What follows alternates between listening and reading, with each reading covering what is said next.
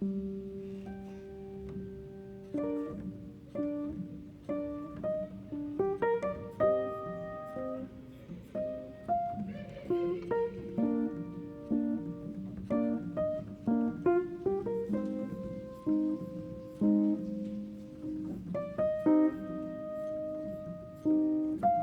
good brother. How you doing, sir? You may be muted. Are you muted? Okay, I just took it off. Okay, thank you, sir. I appreciate you. I normally have headphones, but I'll have to postpone for now. I appreciate you, sir. I think our last encounter was who were we? You were interviewing someone. I think he started the group Make Black America Great Again. He even may have changed his name to Israel not too long ago. He was talking about Candace Owens. He had some very sharp words for Candace Owens. And I think he was the Black Hebrew Israelite right now or something. Oh, yeah. You're talking about Leo. What's his name? Leo Dunson. Yeah, Leo Dunson. And I do know his name. I just, whatever, I couldn't remember it at this time. But yeah, but he actually, I think he's a decent guy. I think some things he says is pretty cool. I think I put a scripture out there that I tried to have you guys read for me for a second, and I'm like, ask him about the scripture that says, "Know no man after the flesh," and I believe it's in Corinthians when he was talking about the racial matters, just from a believer standpoint, we really are not to see race from that perspective. But anyway, that's neither here nor there. But yeah, that was our last time meeting. But again, my name is Darwin Giles, and again, this is Justin Wilson, correct? Yes, Justin Wilson. And you're a national activist. I've seen you do quite a few interviews. Just to give you a little background on myself, I'm a former ethnic vice chair. As of recently, I was the precinct delegate for the Michigan Republican Party as of like last year, mid-year last year. Also, the former ethnic vice chair of the Michigan Republican Party. We helped turn Michigan red. This is back when Ronna Romney launched her campaign for the RNC. So it was pretty much, I was a vice chair under Ronna Romney McDaniel and quite a few other individuals that were pretty much there. So pretty much the whole national team started off in Michigan, and they were kind of transplanted up to the RNC. But neither here nor there. Let's talk about First Amendment and censorship, my brother. I heard and found out about your page being censored and banned. And let's just kind of give me a little background of yourself. I only know so much of what I've researched, but what exactly are you officially an activist? I mean, I call you a national activist because I done seen your stuff everywhere. I give credit where credit is due when you got numbers and you're doing your thing. And I've also felt you did it for the Lord. I always felt that sincerely, and I respected that. I believe you're Seventh-day Adventist, correct? Yes, I'm Seventh-day Adventist. So you keep the Sabbath, etc. One of my good friends, Taryn Bryant, actually, I don't know if you ever heard her from Michigan, but she's pretty good. She's Seventh-day Adventist, and yeah, she is someone who started off with my movement, and she helped do some things behind the scenes for me. But so it's mad respect in those regards. But what exactly do you do now? What exactly are you doing? And how did it affect your movement being censored from Facebook? Like, how long were you on? I know for me, it was 13 years of worth of content that was completely just in a seconds just removed, banned completely. Really, completely? Oh, wow. Well, okay, to start off, I've never had the word activist in my brain. I never identified myself as an activist. I just always saw myself as just a person who is, I guess, trying to speak common sense into the world and also bring people to the scriptures, let everyone know that the scripture is the foundation for our common sense. And if you stray away from that, of course, you're just going to, unlace the structure of society.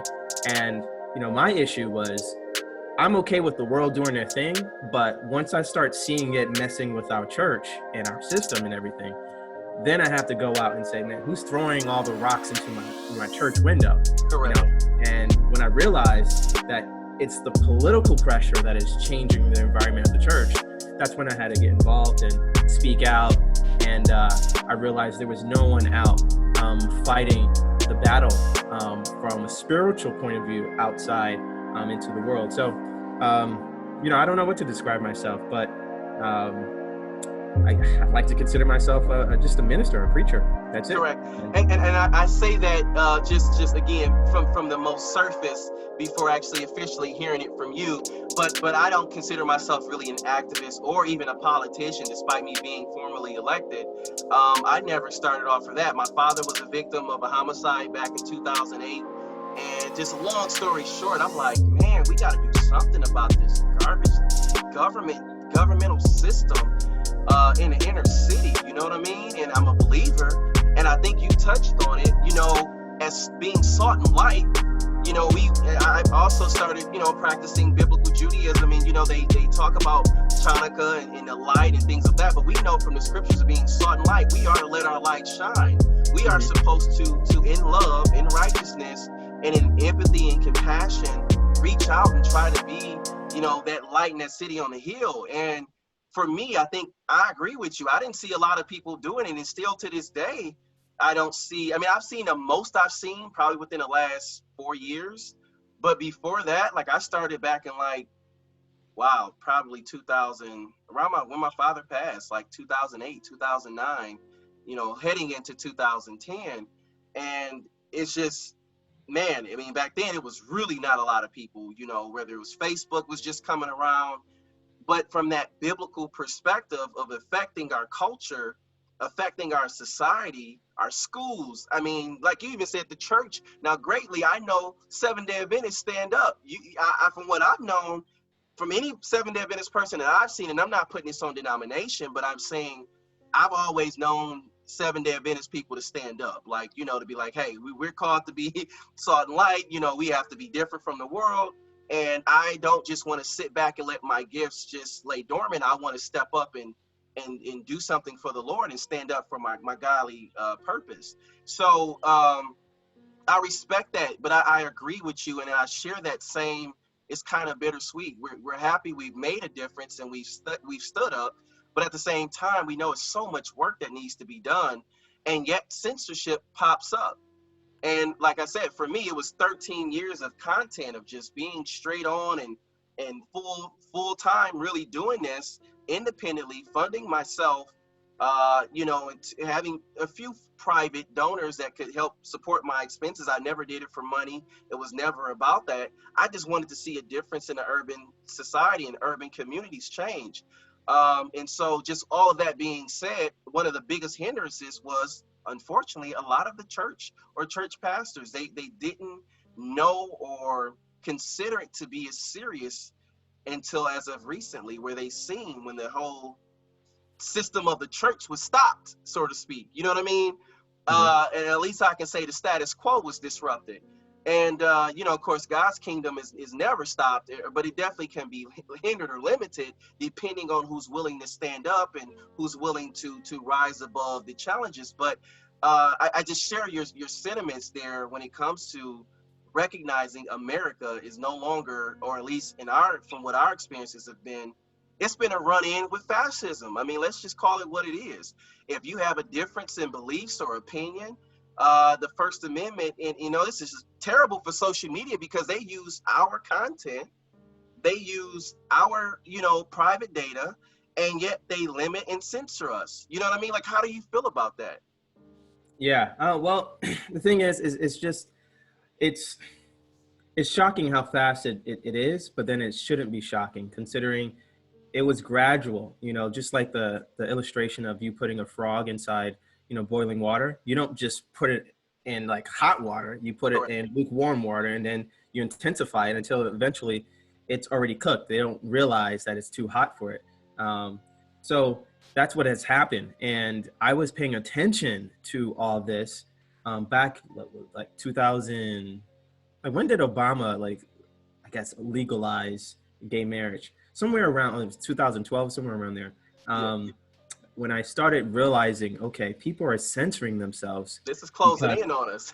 Yeah, this is closing because I started seeing rainbow filters on people's profiles, and I'm looking, you know that meme with Homer inside the bar, and like everyone is, they all like have this popular thing on their face or whatever, and he's the only one. Well, I felt like I was the only, I guess, Christian or pastor at the time, the only pastor who was just not down with the LGBT thing. And The question of the day was, if your son or daughter had a gay wedding, would you go to support it? Hmm. And that was a tough question, because you love your kid and you want to support them. But I started seeing more and more pastors wanting to accommodate the gay community. Agenda, yeah. Yeah, just let them know that they love them and that they're willing to sacrifice their tradition for them. Well, And let's just be honest. It's dishonoring God. If we're yeah, willing to dishonor God for anybody, even including our own selfish desires or sinful desires, it would be wrong. You know, and all sin being wrong, not just homosexuality, but it's a lot of sins you realize in society today we've allowed to just go unchecked. yeah. We can't. I mean, all sin will take you to hell, but the thing is, it's the idea of pride in the Correct. sin that's a big issue. So anyway, Yeah. I started looking at that, and I also started seeing, wait, you guys are bending over for this agenda that's out in the world, and it's more intricate than I thought. It's more organized. And then there was the feminism, and then when the whole Black Lives Matter issue started coming up, and then Trump came on the scene, I started using him as a case study for just how people react to just common sense. When he starts talking about building a wall, I mean, it sounds mean, but I'm like, but God built walls too. Like, what, you guys going to throw away the book of Nehemiah? Yeah. But you saw people's like mindset quickly just shift away from biblical common sense to, I guess, the trend of the day. Correct. And you started seeing that people were tiptoe around even Bible scripture, Correct. just so that they could, I guess, not offend certain people. Hmm. And then I started realizing, wait, Trump, he's the man. Like, he's over here stepping on these eggshells. He Yeah. don't care about the eggshells that's around other minds. He's just like, forget these eggshells. Let's stomp on all these things. If it's right, it's right. Doesn't matter who's sensitive, who's gonna crack. Just keep stepping. And Hmm. I started realizing that, and yeah, and seeing the pressure that the LGBT community started putting on Christians with the whole, baking a cake for them thing, that issue, seeing how many Christians were saying that gay, excuse me, that Christian baker, he should have bowed a knee to the gay community because that's the Christ-like thing.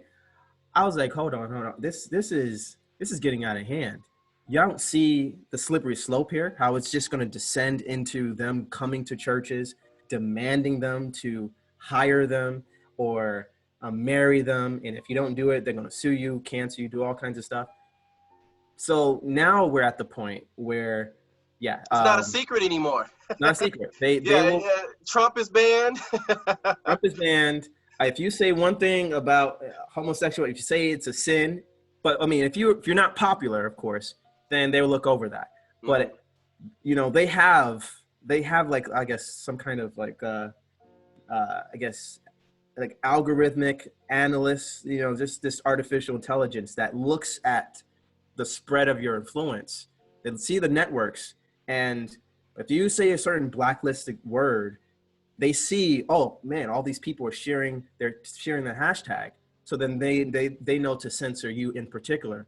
Correct. So that's what happens. If you say homosexuality is a sin and you're not popular, okay, they look over that. And Mhm. then you may have the illusion that censorship is not happening.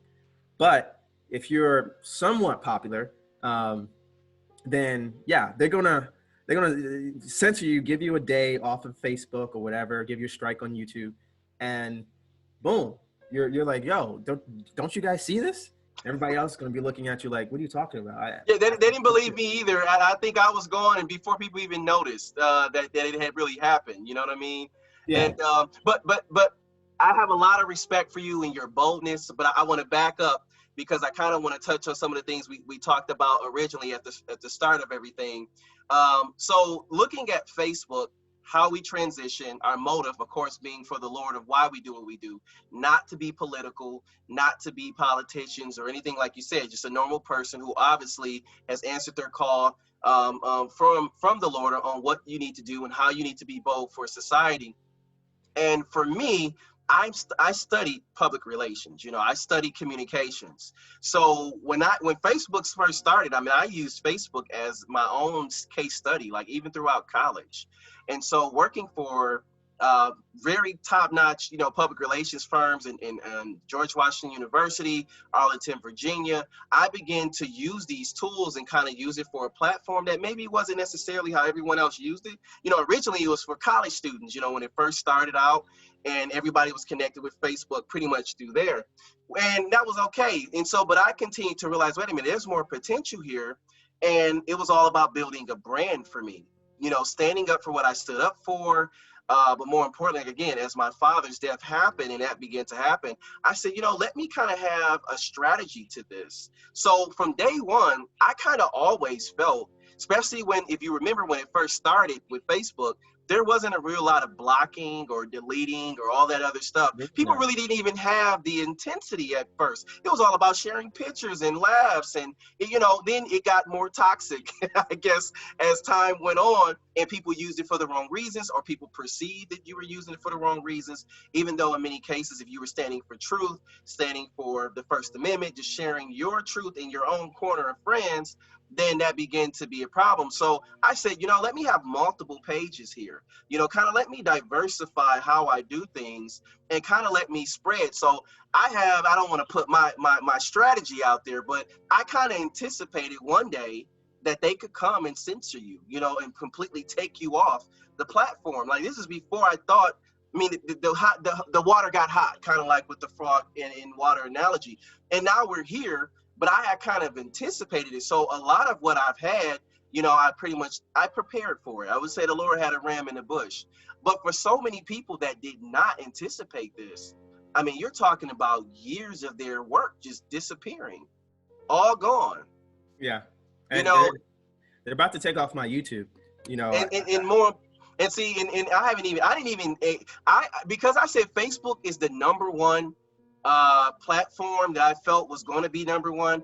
I said, I'm not going to try to even get on other platforms right now. And I just only focused on one platform, you know, because I always felt, being someone that did everything independently, from a small business perspective, I was doing all my data entry. I was doing my content creation. I was doing pretty much everything, all my marketing. So I'm like, let me just deal with one platform, because it kind of made me more efficient with my efforts and what I was doing. So I didn't have to bounce back and forth and copy and paste and do a lot of extra efforts across Twitter and Snapchat or whatever else, or YouTube.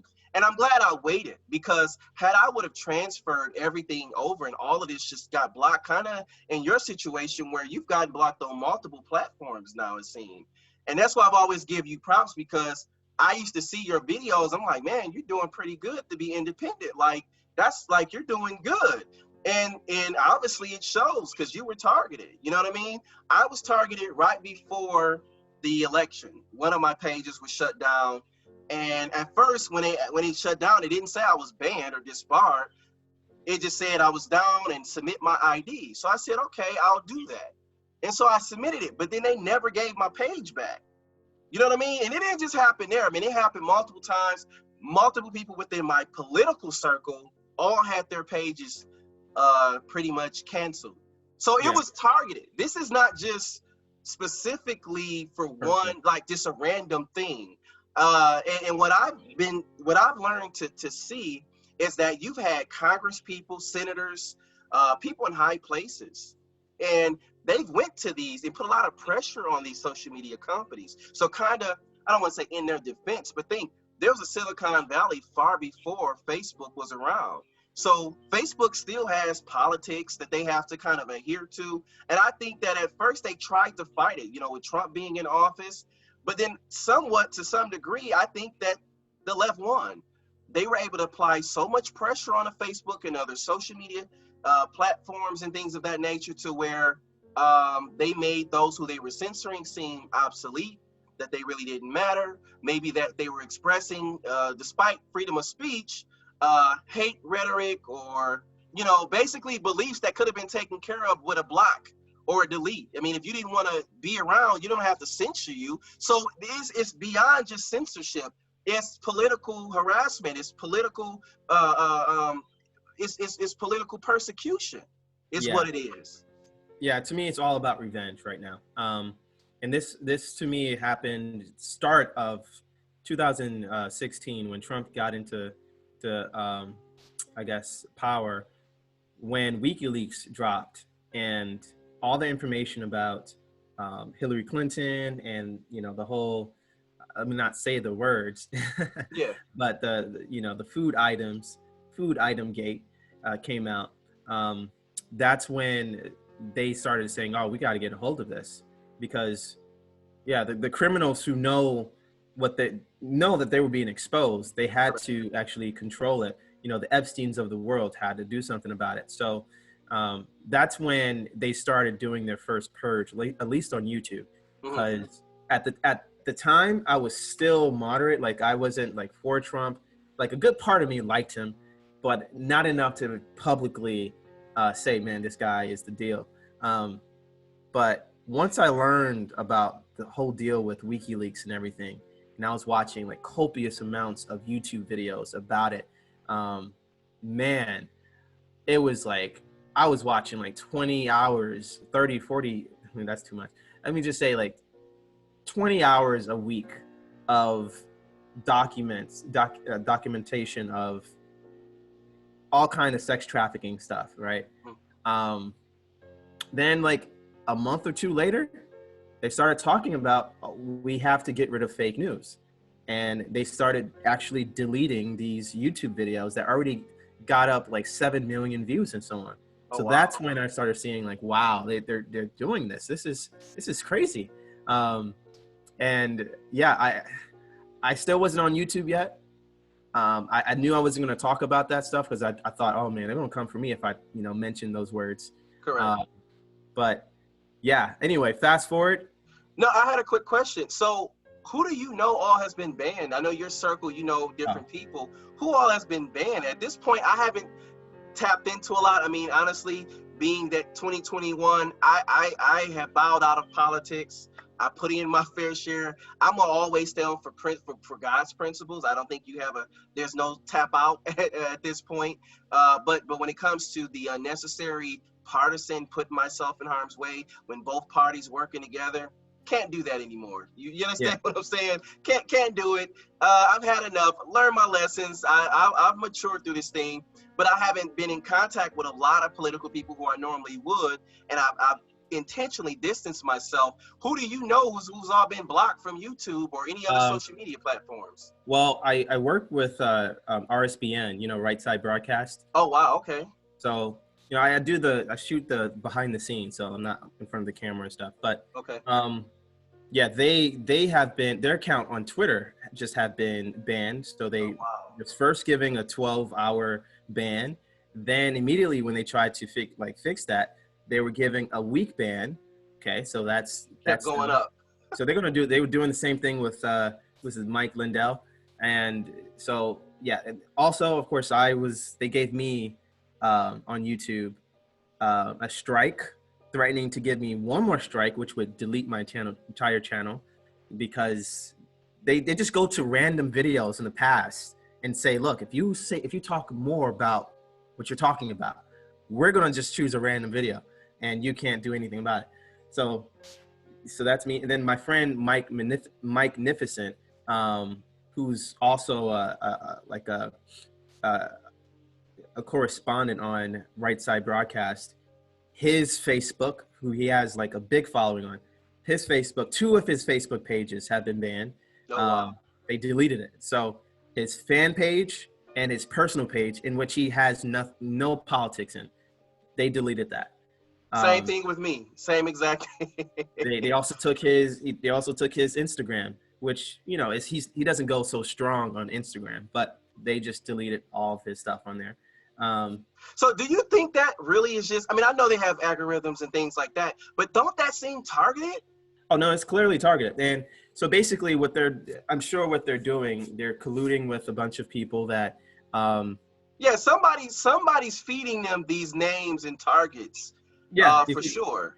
one thing is that now that they have all the power, that they have all the branches on their side, they're more emboldened to report and do things, because at least if Trump was to actually get in power by some miracle, I mean, they feared that he was going to get into power somehow.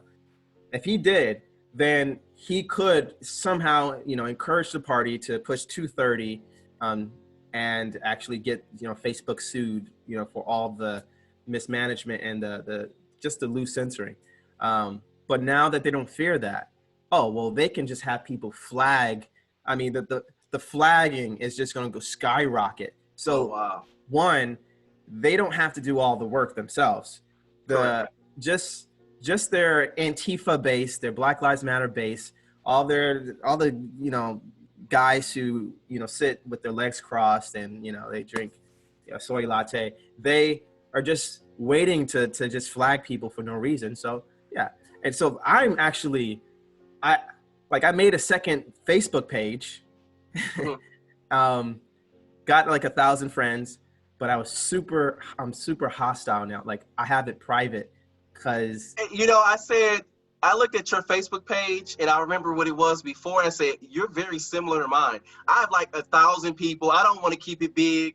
I'm selective. I don't, if you're political on the opposite side, I can't even afford that. It was a time when you could have people on your page that was the opposite view. It's like now you can't even afford to have that, because now that discourse is going to report to flagging and reporting, and then you're just going to be booted off.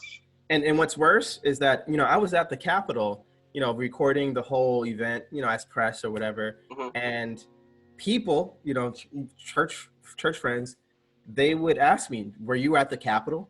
And I'm just thinking, "Yeah, I'm sure I was at the Capitol." Oh, What? I got something to tell you. Keep going.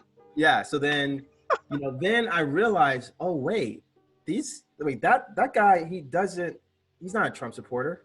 Oh wait, these are the brainwashed church folk that think that they're actually doing the I guess the community service by reporting you to the FBI. So pause.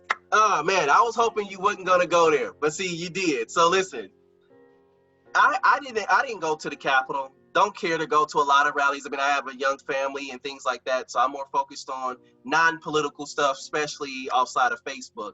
But some of my former mentors did go to the Capitol, and some has faced serious consequences. One person by the name of Mark Pretzel came back.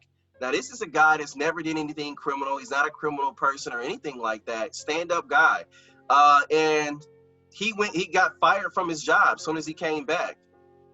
Now, I can't admit, I think he did some stuff that he probably shouldn't have did there, like helping people up and down, but he didn't do anything that I witnessed or that I saw. So I mean, but when I was riding back from the highway and I'm just going from here to somewhere else, my hometown is Flint, Michigan, with the water crisis, and I see big digital billboards saying contact the FBI in asking for tips for anybody, any information on the Capitol.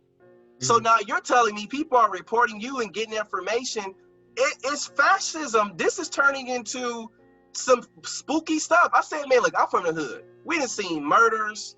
We done came up around Crime Stoppers. This ain't nothing like this. This is on a whole nother level. Like it kind of scared me. Like, wow, they're trying to get us to report each other. And like, I mean, don't get me wrong. Look, we can't ignore the activism that would happen for a year straight, okay, during COVID as well. Okay, we can't ignore that, not even trying to justify it. Can't justify anything at the Capitol, can't ignore it, right? But we can't ignore the whole year of activism where everything and murder under the sun happened. I don't think I remember seeing any report anything about Anifa or Black Lives Matter or anything like that. And their excuse is, oh, well, they were fighting systemic racism. I'm like, okay, so why don't you continue to riot? Like, just continue to riot, because systemic racism hasn't gone away. So you're gonna go riot, and I'm gonna go snitch on you. Is that how it should work? And of course, they don't want to play by that rule. They don't like to, use their rules fairly, because it would hurt them too. One of my good libertarian Jewish attorney friends who I came up, Nick Somberg, he's a fighter. You probably have heard of him in one way or seen one of his articles. He's fighting heavily here in Michigan for freedom all the time. And he said, tyranny is as simple as this: when the political class are allowed to do things that other people can't, and they're allowed to break rules that nobody else is allowed to break, not even come close. Like if you even step in that area, Yeah. So it's tyranny, fascism. It's interesting how they said that ANIFA is, the acronym is like it's against fascism, but that's not really what it is. When you look at the movie Trump or Trump Card, and just a whole line of other movies that I've seen, and you study fascism, especially in Germany and other places, those individuals were beat. They went out the brown coats and beat people and forced their agenda. They forced what they wanted. And I can't tell you how. I said I was never going to bring this up until it came here, but I can't tell you how many times I've seen people fired from their job. I mean, in corporate America, especially if you are in any positions, like you can't afford to be political. You can't afford to be on this side or the other. You have to be completely out of it. And you know what reminds me, I've never been a person that was for reparations or things like that. I never really stood for that, but I did a research and a case study on it recently, which had me come out vocal about some of my positions concerning this. And what I began to look at when it came to slavery, and how since the Civil War, African Americans helped win the war. And because of that, Abraham Lincoln was so appreciative, he was willing to do the 40 acres and a mule and everything else. And we had a rightful place in America. And of course, we know how that was taken away. But what you got to remember, convict leasing and so many other things. When these people got back in power, the South, who was the slave owners, they took the livelihood away from those people. And they still, whether they killed them or lynched them or whatever, but the purpose, the most oppressive, was keeping them out of industry, keeping Black people away from having a political voice, keeping them away from having any type of influence in America, because we were not privileged to do that, despite our contributions to America, what we did in the Civil War, etc. But I started seeing that this was a system at times that would try to limit African Americans simply from having any type of voice. And I hate to say it, it reminds me now, if I'm a Black man, depending on what side of the fence I'm on, of course, if you're a liberal, it's kind of like, hey, you're the best thing smoking. I mean, if you're speaking out for us, you're accepted. But if you're not on their side, oh, you're treated worse than, the worst type of person. You're banned. You could be pushed out of your lease. And this is not for African Americans, for Black men and women. I don't want to sugarcoat this. This is not just because of politics. If you came up influential in politics or activism, or you developed a movement and you challenged the white American system, a political system, you were felt or you were treated as if you needed to stay in your place. And we'll show you if you don't. And I hate to say it, but I've experienced this. That it's not just about standing up, but it's good versus evil. And this evil is on both sides. I don't care if you're a Democrat, Republican, if you're for Trump or for Hillary Clinton or Biden. If you're African American in this country right now, and historically, I don't care where you come from, you were all considered in the same class. So as African Americans, I want your take, because I want to know. I know you're going to see things from a spiritual perspective, but looking at the natural perspective of how you've had people who literally treated African Americans different, and being that I'm a conservative, I'm a Republican, but I've also seen how the politics really didn't matter too much. When you stand up past a certain level, and I can even name certain leading politicians on the even Republican side, very few in either camp can stand up independently and speak truth to power without having enormous consequences laid upon them. And of course, I know it's evil. Ultimately, evil was behind all of the atrocities that's happened to mankind, throughout the world's history. But what do you say to that? I mean, do you believe that because of a political position, you deserve to have your livelihood taken? Because you have a different political beliefs, that they could take your job or blackball you or attack your family or do those type of things. I mean, I want to get outside of the political realm because people just see this as politics, and I'm thinking this is much bigger than just politics. You know, what do you feel about those type of actions though?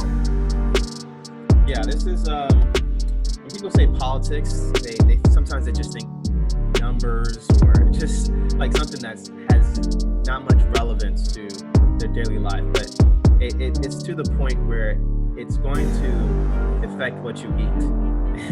And what I mean by that is this has got to the point where the banks are being controlled by social media. Oh, wow. What they did to Alex Jones, they said, look, Alex Jones, you can't be on our platforms. They all colluded with each other. They didn't just say, oh, let's just do it at the same time. No, they all were planning to do it one by one, to actually even mock him. One by one, take him off Facebook, take him off YouTube, take him off Apple, take him off Spotify, take him off all their platforms, right? And then even he was on Patreon making good money there. Patreon, PayPal, they took him off from there. Oh, wow. So then also there was so Laura Loomer, Chase Bank closed her account because of that. Oh, so, pause. I had my Bank of America bank just randomly closed. I was even kicked off a stash out of nowhere. Okay, wow. So I listen, this is the first time I've ever went public about this. And I thought something is wrong with this. And there was nobody I could escalate it to. I talked to the highest people. And so this has happened to multiple, I mean, this is serious. But I want to be just a little bit specific about black people. This is the thing. Matter, but if I'm a black person that can't have a political opinion, does Black Lives really matter though? It's about ideology matters first. Your blackness will be used to empower the ideology. But at the end of the day, if you're against them, then you're not black and you're not for them. But yeah, it gets down to the point of like the mark of the beast, where if you don't have their mark, their liberal thinking, or just sacrifice God's commandments, His principles for the system, then yeah, they will boot you off from, this system where you could buy and sell. So yeah, and Biden, he's vowing to take away the regulation that keeps banks from, rejecting service to anybody based on whatever, like politics, religion, or whatever. So that means they could see my post, could be reported to them, and they could say, well, look, you don't have our values, and because we consider you a terrorist, we closed your account. So you may say, okay, well, let me just take my money out. Oh, we can't give you your money. You're a terrorist. We're not going to give money to terrorists. So now you may not be able to eat. So that's going to affect everything. So nobody was talking about this, but I've been thinking this a long time. Shouldn't there be protections for politics? Like, let me give you an example. In Ann Arbor, and this is a liberal Democratic city, but I give them credit. They actually pass ordinance that you can't discriminate based on politics in their city. But that's the point. The thing is, the Democrats are undoing that. These systems were put in place and they have been working, but the Democrats are undoing that by the title of, saving us from hate speech and terrorism, or protecting. So let me explain to you what I mean by that. They persecute on the job. They persecute in all the areas that you're saying, but then they created a safe haven in their own liberal area. So now you can't discriminate for politics in Ann Arbor. If I believe it's Ann Arbor or Ypsilanti, one of them, but basically I believe it's Ann Arbor. This is a city. So it's like a city can pass whatever ordinances they want, you know what I mean? Okay. To protect their own safe haven. But I think Republicans and Trump, I was hoping Trump would have realized, hey, dude, for people who standing up for you, we're like getting attacked, persecuted. You need to pass some type of legislation to protect us so we're not discriminated against in the workplace, the banks, social media. Like, there's no protections. There's protections against race, sex, creed, all this other stuff, religion, but none for if they say it's political. So they almost have a free pass to do whatever they want. You know what? He's just one man, and I think one of the big issues is that he had so many people who was blindsiding him, who were saying that they're going to do a job for him, but didn't do it. That was just being the bottleneck in the system. Yeah, they were being scrubs. They were just slowing the process down, betraying him, leaking information, not trying to, get things done. I mean, they were. For example, Bill Barr is a good example of that, pretending he was doing his homework when really he was just wasting time, allowing the corruption to keep on going. So I feel bad for Trump because he did the best he could. And on top of that, I mean, they were wasting all our time with these Russiagate, scandals. I mean, talking about, we got to have 3 years of an investigation, use all our resources, our attention, our national attention on that. Conservatives, our conversation was about that when we could have been talking about what you're talking about. The election. Yeah, we could have been talking about, making sure the courts and everybody was, holding up the Constitution and the corruption wasn't spreading. But no, I mean, the Democrats, I guess their evil craftiness outdid our honesty and our desire to stick up for the good. Well, let's quickly say this too, and we're winding down for a couple of minutes. But it wasn't just the Democrats. I've always said, and I don't know. So let me kind of go back, and I want to cover some things. So, being that I've had an opportunity to see inside of the political machine, where a lot of activists across the country have not been able to really see, or let alone get elected, to know what's going on in the system. And what I mean by that is when you get elected to the political party, you see all the real players, you see the budgets, you see so many different things. And being that I seen and how everything came from Michigan and went national to DC, one thing you got to realize, we were fighting as grassroots conservatives or Christian conservatives, anybody with some morals and principles, were fighting against the Republican GOP establishment. And when all the 15 candidates were out, do you know even Ted Cruz had his own campaign hijacked by the GOP?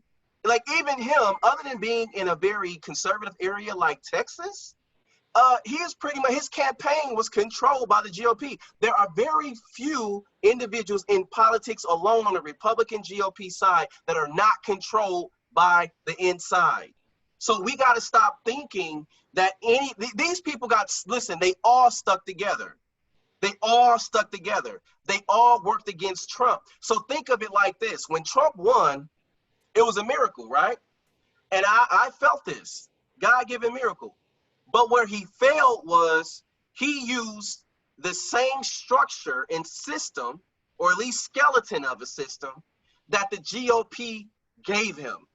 So at any time, those people could just cause trouble, blow up. They were Trojan horses the whole time.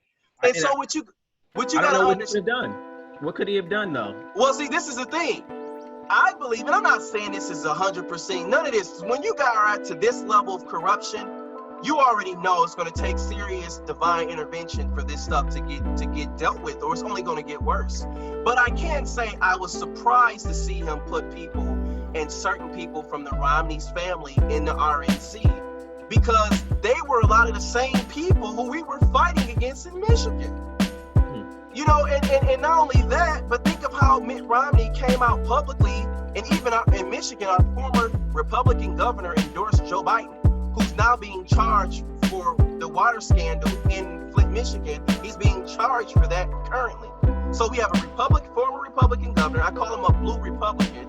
All these rhinos are blue Republicans, and they're an establishment sticking together. But I also put fault on us as the grassroots and people, because we outnumber them, but we don't coordinate. We don't organize. We don't stick together. So I want to say, even for other fellow activists, if you listen to this video and you see it, Now is not the time to have your own cliques, your own circle. We got to band together, push each other as much as we can and stick together. But the truth is, even President Trump began to trust the wrong people.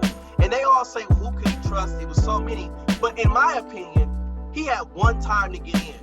And if he didn't change, he should have built his system up like he did his campaigns from the bottom up and gave us the best shot that we could at doing what we could. Because now he's out here, and I don't know if this is true, I just read an article before the interview, that he's starting his own Patriot Party or something. I don't know if that's true. But what I'm saying is, we have to destroy and rebuild at this point. There is no going back to the GOP. I'm done with politics from a partisan perspective. I don't care about this stuff. What I've seen, the portrayal, I mean, I can stay in the streets for that. Like the streets where I come from. Like, to me, the politicians, they're worse than the people on the street. The dope dealers and the they're worse than them. I mean, it's evil and corruption at a whole nother level. But I just wanted to kind of put that in there because a lot of people don't know that a lot of the people Trump was supporting. Think, if you have someone that's establishment running a whole RNC, she's networking across the whole country. And almost every African-American candidate, you name the top people, all was recruited by Ron Romney, all of them. So, I mean, it's a reason why, if you look at it traditionally, the Republican Party, the GOP, does not represent me and you. As far as believers, conservatives, they don't come to our communities, our churches. Yeah. Democrats do that. So it's hard for me to bark at the Democrats first without clearing out our own. You know, scripture says, before you point the finger, you got to clean out your own stuff. Well, see, because we're fighting two battles. We're fighting ideological battles and then organization battles. So, of course, you know, the people you're talking about, it's not about ideology. It's about power. Power. So that's a different war. I've been constantly fighting ideology. You know, Correct. Just the way you think. What they want for the country and how they believe the government should be organized. And I think that is what a lot of us have been focused on mostly. And then we let the organizational fight slip. Yeah, we let the power dynamics, you know, the Game of Thrones, you know, all that stuff that's going on in among us, we didn't know. I mean, they were fighting secret wars. We didn't know that they were winning all these battles. Covert wars. That's what it's been. It's been covert. Yeah, of power. So, I mean, when the power agrees with you, you think that, oh, they're on my side. So you say, yeah, I believe in low taxes, and the power says, yeah, we believe in low taxes. You didn't realize that this guy believes in low taxes and also believes in robbing you. So, like, that's the issue right there. I'm like, as you're talking about that. But when it comes to censorship, it's like, yo, you guys should have known about this. Like, the Republican Party should have known. So, but listen. This is the thing. It's not just the Democrats. That's what I'm trying to say is that you don't think like right now, when everything happened at the Capitol, the GOP didn't mind that conservatives look crazy. They don't mind that they make them look like they're terrorists, and I don't know who all was there. I can't confirm who they were. But I pray whoever did crimes get held accountable for it.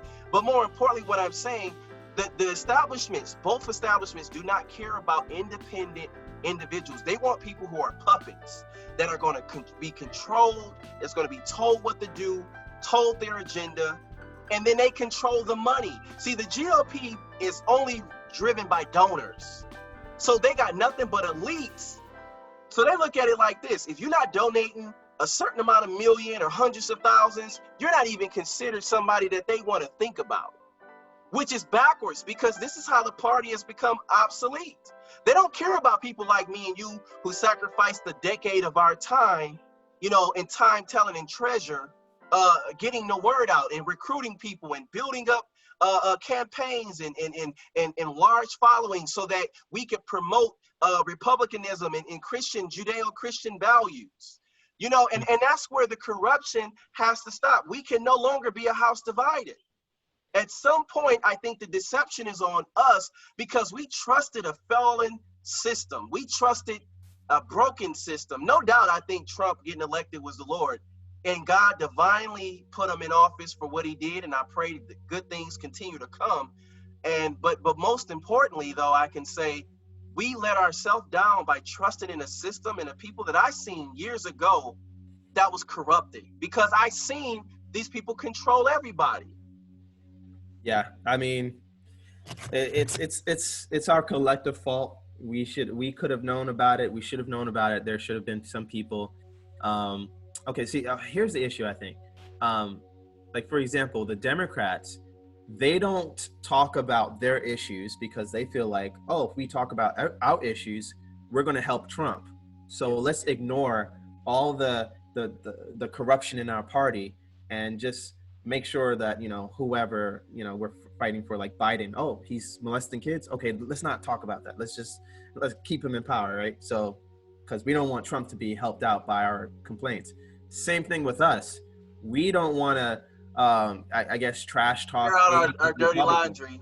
Yeah, we don't want to air out dirty laundry and make our side look weak, and then that would just dishearten everyone. People want to not want to vote, and then they feel like, okay, well, we can just let these local elections, you know, just slide. So but you being a man of God, but isn't that deceptive though? Like at the core of it, isn't it deceptive and dishonest? Because truthfully, I mean, look at some of the absolute principles in the Word of God. I mean, we have to be very black and white. We have to be, I mean, you know. Okay. No, see, and that's the thing. We can't be so simplistic like that, because, okay, we want to be black and white. No, let me give you an example. By us allowing ourselves to be ruled by an elitist class, right, and not really trying to pick people, and it's okay that they donate, but they should be supporting our people and our causes, is what I'm saying. I'm okay with playing the pieces where it can fit, but when we just submit to a system and say, okay, we know that these people eventually are going to cut deals with Democrats, and they're going to eventually sell us out, at some point, when do we have an obligation to say, okay, Trump, you're elected by us. This is not about the Republican Party, because they're going to flip on you. They're not going to be there to get you in again. They're not going to be there to ensure your campaign is successful. So at some point, I don't know how much you were involved with politics or the political end, but for me, I thought it was madness that we would want to stand up for godly change or stand up for righteousness or any just morality or ethics in politics when the people, the systems, the organizations we were supporting was proven that they were not on our side. Yeah, but that's the thing. The issue is not the system. We love to just throw out the system and take God's heavenly system, but that option is not here for us. All we have is picking the lesser evil, and sometimes the lesser evil sometimes look more evil, but because he's your brother and he's like in your house, you're like, okay, well, I'm more familiar with this demon, so I could probably do something better with him. That's the issue, lesser evil. And then when the lesser evil betrays you, you're like, well, I shouldn't be surprised, but I did have, I mean, I was going off the information that I had. Like, should I pick Biden or Trump? Trump, he's not a perfect Christian. He's not a perfect Christian. Some would doubt he's a Christian or converted, but I think he is miles like further to the Lord than Joe Biden. So I'm going to pick Trump.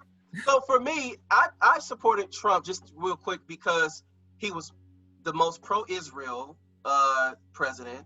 He was the most pro-life president, and he protected the Second Amendment. And I can go on and on about free enterprise, lowest unemployment. We didn't forget the unemployment in our communities. You know, the low unemployment when it's pre-COVID. You know what I mean? But more importantly, those are the reasons why I supported him. But I'm not talking about a theocracy either. I'm not ignorant to think that we don't have to use a secular system.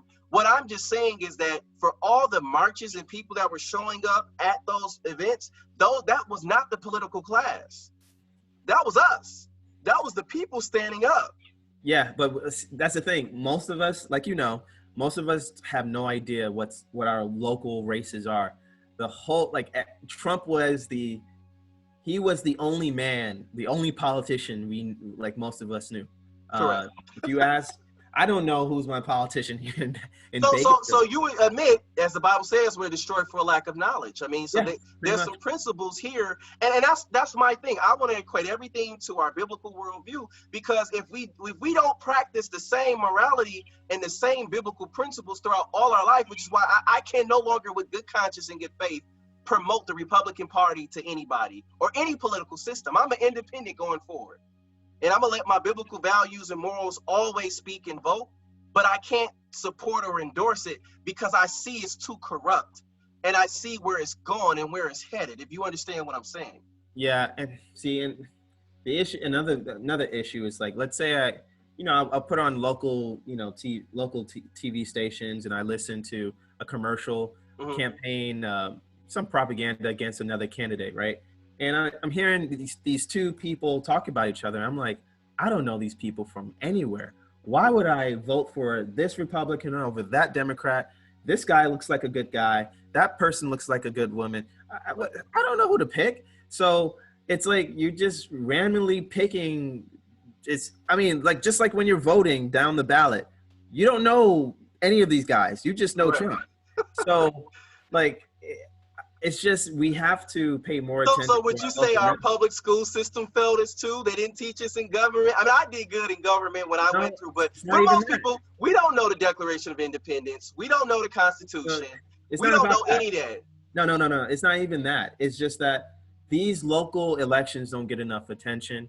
When there's signs about voting for Judge so and so, you don't know their life. The Correct. only people who know them are the ones who are like involved in that little world. Correct. Besides that, like no one knows what they're doing. No one knows their personal life. If there's some kind of scandal, if so and so Republican is, let's say, he's actually lazy. He does nothing for the community. Correct. But you have a Democrat that he's running up against who does a lot. You you may make the mistake of picking the Republican who does nothing and who's actually a worse politician than the Democrat. So it's not about partisan politics. It's about picking the best that you know of who they are. And I think that's across the board that's one strategy. So I want to kind of get into strategies. What can we do in this attack on First Amendment, freedom of speech, and censorship? What advice can we give a few people? And the second thing is, in our what are some political things that we could do? Because it sounds like you're saying we need to get involved and look at our more local elections. That's what I hear from you. And I hear that a lot, and I think it's true. Because if that being true, we just witnessed that with the Democrats. They got involved on every level, from dog catcher to the White House. They tried to push their candidates. They really did. Hey, well, I'm really pessimistic at this point. Well, we gotta speak life at this point. We gotta speak. I'm speaking life to the end of the world. I want Jesus to come. I was like, you know what? God, you can come now. I can see why you sent the flood. I understand you, bro. So this is just a few tips that I think for censorship. We definitely cannot be ranting. Number one, we can't be ranting, putting out just the blubberish stuff that you've heard and we've all seen people just put on Facebook. Just the rants, political rants, nonsense rants that just put, the things we used to do. It's not like we can do those things no more, not without extreme consequences now. So I'm saying that if you have a political view, make sure it's sober. Like if you notice in this interview, I wanted to make sure it's not political. This is just our discourse, our testimony of what we went through, our encounter with fascism. And I want to say it in the most sobering way possible. But I do think there is a craftiness here. We need to be a little more wise. Bible says be what? Wise as a serpent, harmless as a dove. And that is not Trump supporters for the most part. So we got to be smarter and not be doing things that feed right into what the enemy is using.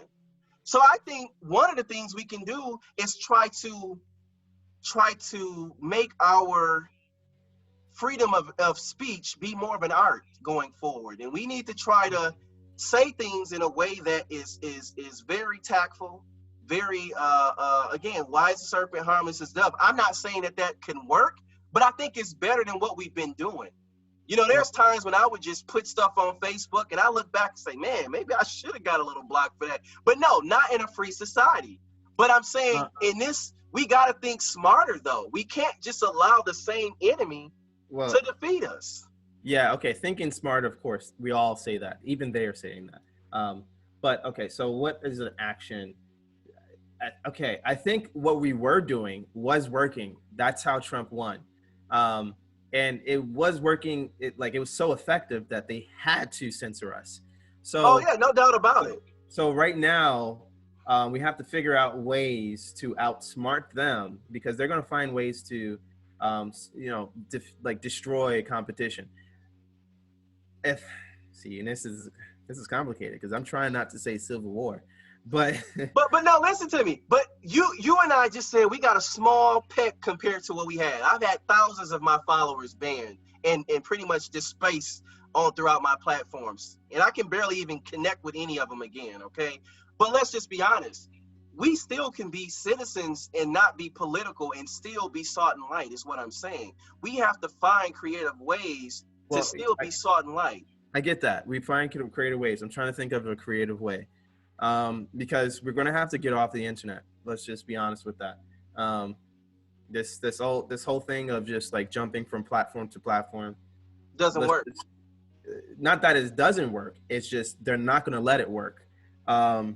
So we're going to have to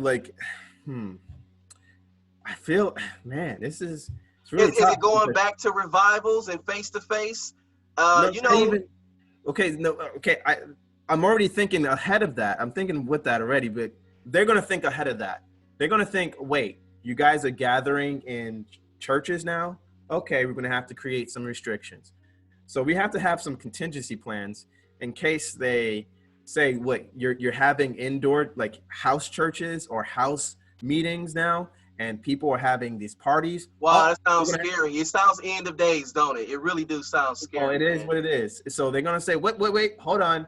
There's another virus out there. You cannot have more than 20 people in the house. So we're gonna have to figure out another way. So we're gonna have to create a deep state, like a deeper state. It has to be. Sounds like we're moving around in China now, man. Like we're giving kites and privacy, and that's what it sounds like. Well, we're gonna have to do that because that's where it is right now. They're already, if you look at what they're talking about in the news, they're talking I've heard deprogramming. I've heard all type of things about censorship. Make sure that even for those who were banned, I think AOC said, well, let's make sure you guys are archiving what they had. So it's not even that we're off now, but they're going to try to go back to stuff and archive what we've said in the past. Yeah. That is so un-American. Like, I don't even know how to begin to say how evil that is. Yeah. And I think evil needs to be resisted. I mean, the Bible does resist evil and he shall flee. We have to, at some point, make sure that we're standing up for our God-given rights. But I'm just saying for a few tips, I think. One is I think we got to be tactful. We got to be tactful for what we say and do, and our strategies to be wise as a serpent, harmless as a dove. We got to do that. I think another thing is, remember, going back from platform to platform, that individuals in these platforms are collecting data. So when everybody was moving to Prowler and MeWe and all these other things, I didn't do that because I don't believe in doing it, but I didn't want to get caught up in the trend of what everybody was doing because I don't believe that there's any network that's trustworthy at this point. If the mainstream, all the crowdfunding, the YouTubes, the everything, Instagram can censor us, nothing else that I am aware of is trustworthy. So we just have to get off the internet. That's the point. So like at this point, you like what I'm saying is we cannot use technology. That's to that point. That's where we're gonna have to be. So Trump developing his own app, you don't see that working? Well, no, it's not going to work because like what it's about is them because all they have to do is go on the app, have their own, I guess, accounts or spies, say, oh, look, you just said this and this and that. We're going to prosecute that because that's hate speech. They're going to create some hate speech laws out there. So it's irrelevant it's irrelevant that there's a platform. If it's public at this point. Yeah. So we're going to have to create our underground, church or underground political party, because that's You know, what we and I've have. said this, is not we at the remnant ministry at this point, that we're at the remnant stage of it sounds like end times remnant ministry, where the church is pushed underground. The Well, voices that were silenced, you're being essentially, if you're censored on Facebook or social media, you are pushed underground. yeah. So if we're gonna win politically, okay, spiritually, of course, we're supposed to take, the punches and roll with them until Jesus comes, um, and because the I guess the blood of the martyrs is seed for the gospel. So we just gonna keep doing that. But when it comes to winning politically, we're gonna actually have to do, like, create conspiracy. Like, we're gonna have to work behind the scenes, work with the people that we can work with, blackmail the people that we can blackmail. And when I say blackmail, I'm not saying get them in trouble. Discover what the What I hear you saying is we got to be wise. Wise. We got to no no just no be no no no no wise seriously with how we're doing it. let's not use those vague terms like be wise, be smart. Of course, what we're talking about is the plans. Wait, do you Yeah. not want this on in public? Well, Because strategizing, and what I'm trying to say, I know what you're saying, and I know where you're headed and where you're going. But when I hear wisdom, I say strategy. When I say wisdom, strategy, I mean you do things that's going to cause you to succeed, whatever that is, and cause you to win, whatever that is. Yeah, you don't put the details out there to that oh, okay, degree, but yeah. But what I okay, am saying, but seriously, I'm on train with you. I understand what you're saying. yeah, What I'm saying, I think ultimately wisdom is for a reason. You know, in Proverbs, it talks about wisdom so much and being a principal thing. And so if we're using God's divine wisdom, we should know how to navigate and get through these things with no problem. yeah. But just saying wisdom doesn't give you wisdom. For those who don't understand, no, but you ask God to give you instructions and wisdom. No, So yeah, he gives you wisdom, but the thing is, it's often how to implement it is what I'm saying. sometimes we don't have the courage to implement it. So that's the thing. And then sometimes you have to really point it out. Like, the wise thing to do is do this X, Y, Z. And you're looking at God like, you sure? I don't want to do that. Is there another Another question. How bad has your church been hit? Because you're talking as if you really went through some things with your My church. church? Like, has your church been censored or Oh, throughout the no. COVID pandemic? Like, were they shut down, or do you know of any churches that were shut down? No, I mean, with the COVID, everyone is just kind of complying. So and since Are you COVID, in person or virtual? you mean in person or Like, virtual? are you meeting in person or are you virtual? A lot of them are meeting in person, Okay.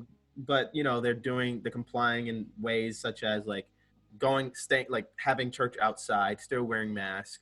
Or some churches are, a lot more conservative, so they have they have been they have not been complying a little bit, and then eventually they started complying. But I haven't been too. Let me not just talk as though I know, like, a lot, because I haven't been too involved in the churches in town here anyway. But as far as I pick up, a lot of people have just gotten accustomed to doing church online. So Correct. um, and they're not political. A lot of church members, it's like they look to me to actually say things. Like, they follow me because I'm willing to say what the pastors cannot say, Oh, wow. because maybe they're white, and if they say it, then they're going to sound racist, or they don't want to offend either side. And my big fat pet peeve is when, like, some pastors, they say they're not political, right? But then they want to rebuke Trump or the right wing. They'll call them out by name. Correct. But when there's something obvious for them to point out and say, well, that is a sin, that is something we need to fight against, they will avoid calling out anyone from the left. They would just say, both sides do it. Both So you sides. think it's political correctness? Absolutely. You think it's political correctness? Yeah, they're scared of the left because the way they see the left as, the people who need to be won to Christ. The people on the right, they're proud Pharisees, so we just need to rebuke them.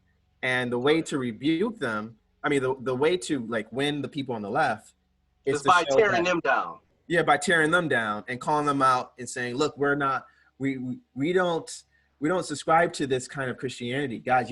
Don't you think we're good? Like we're good. Come on, come to our church." And they don't want to offend the people on the left. And it's like, dude, don't you see that the people on the left see that and they're manipulating you?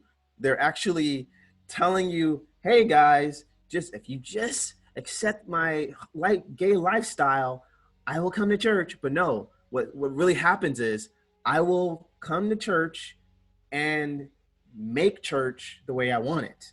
Correct. And I'm going to get you fired and I'm going to destroy your church. That's what's happening. And let me just say this as well, because I know you're a warrior, you're a fighter, and I hear it in you. Stay encouraged though right now, because one thing for sure in our spirit, man, we shouldn't be defeated. I don't care if we are getting stoned, as Stephen in the Bible did. Okay, at some point you got to remember that this world is already headed in the wrong direction. And we all got to understand, yes, I get what you're saying about the fight and standing up. And most pastors they're cowards. I mean, they were cowards before all of this, which is why I've had an issue with Christianity from a modern perspective. We're not talking about the first century church that stood up, that understood, like you said, God's commandments in the Torah, and they followed the law and they understood what that was about. What I'm saying is, at this particular point of where things are, it's very important for us to become strategists, to become tactics. And there's an art of war. There's an art of war. And with that, knowing how to be trained as a person who wants to not only defeat the enemy, but you got to know how to preserve yourself as well. So this is a time when we got to be more prayed up. We have to have the full armor of the Lord on. We have to do everything we can to keep ourselves in worship in the presence of God, because this stuff can really be daunting. It could be discouraging, and it can do everything in between. And as I heard other activists say, you think if they're censoring Trump, that this is just going to stop with Trump? This is just an example of what's going to happen to eventually the gospel, the Bible. This is eventually what's going to happen when they say you can't stream, you can't stream. Like you said, mark of the beast. I promise you, I never thought about the mark of the beast through all of this until you just said it. And it so applies that at some point we've already witnessed how people are going to get limited. Once you don't have their mark, once you don't have their vaccine, once you don't have whatever they say that you need to have, despite of, you having your own constitutional rights, then you're going to be used and demonstrated as such. The left is very good at making examples out of people to make them scared. Where did you see that first? Willie Lynch. He would come and beat blacks and degrade them so bad that the rest of everyone else would fear. Do not think that them tactics are not still being used. They're still being used in other subliminal ways. So I wanna leave this here, and I want us to come back, because I actually want to do an interview with you about Candace Owens. I don't know if you know it, but me and a good brother of mine, Cedric Knight, I don't know if you know Cedric, he's another activist, good guy.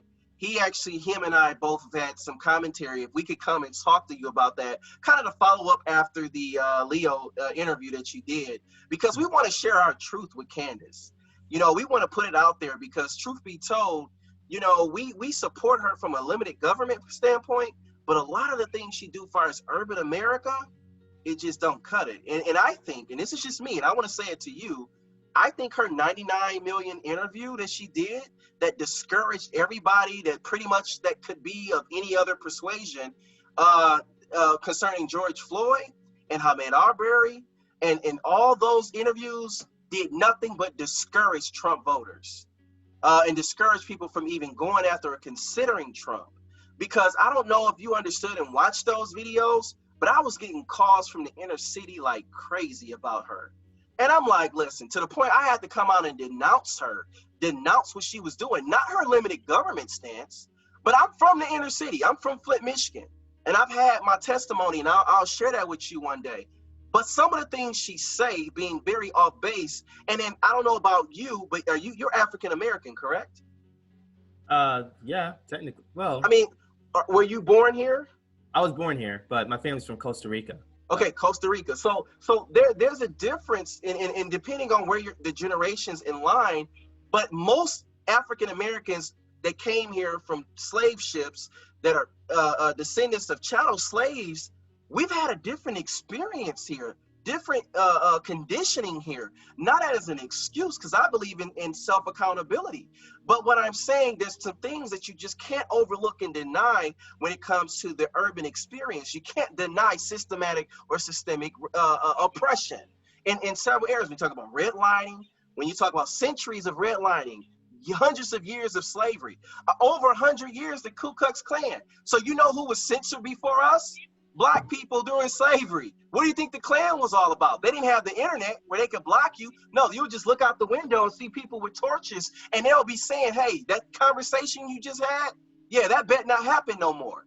Or that political person, oh, he better shut his mouth, that boy, he better be quiet. So fear, intimidation, and those strings of fascism, and we know what party that was a part of, but we got to hold both parties accountable, because you can't have over 100 years of a system in place, and the Republican Party does not do everything in their power to overturn it. Eventually, they all cut deals and they just go along with the status quo.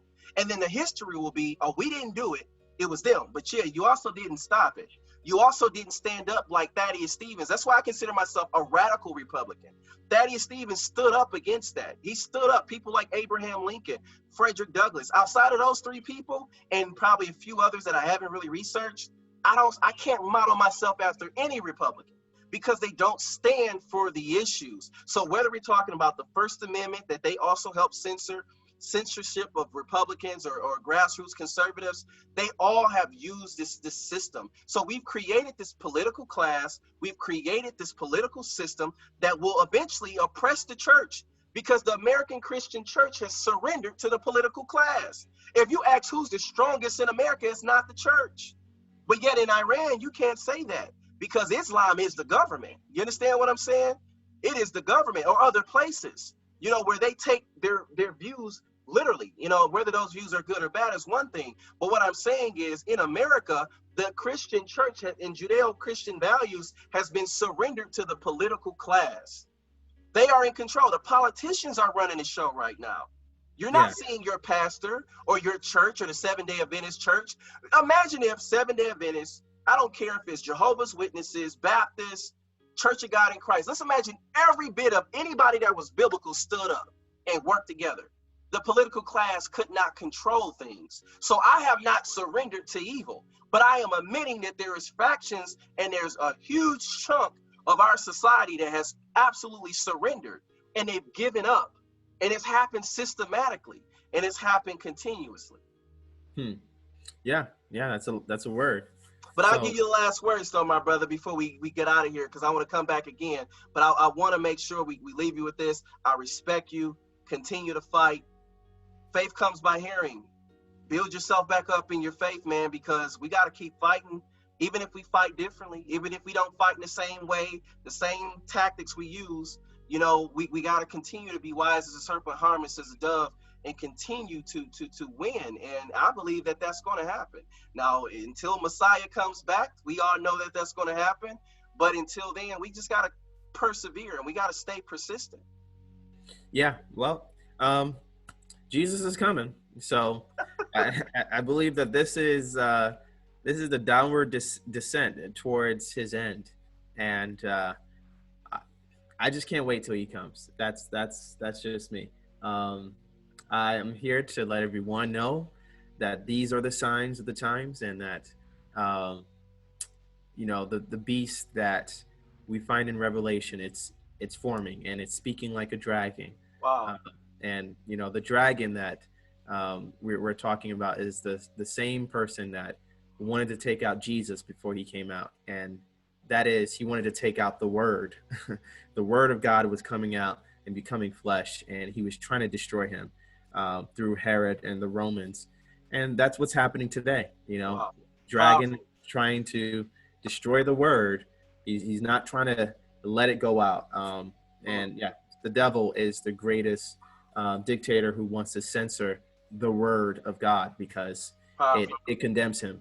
So that's it. Man, you just preached a sermon, my brother. So I appreciate that. I'm going to study on that in Revelations. In fact, send me those scriptures, my brother. But again, man, I love you, bro. Stay in contact with me. Send me your information. We'll talk and we'll be in contact. I'm going to get with my brothers, though. I want to come back.